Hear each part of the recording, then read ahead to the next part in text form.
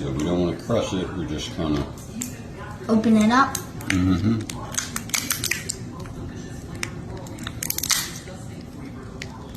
Just enough so that we can pull. There it is, the tail out of red the shell. lobster meat. At that boy's spleen. That's not a spleen, but okay. I know.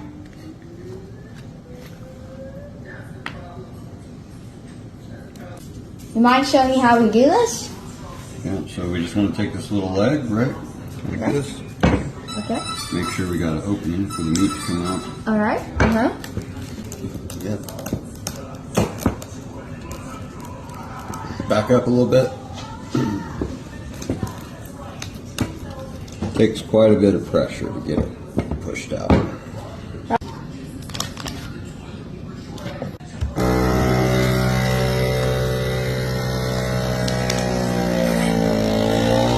Can't wait to try this. It's absolutely rich and scrumptious.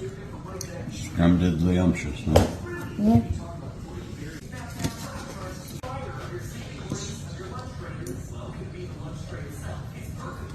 How is it? It's really good.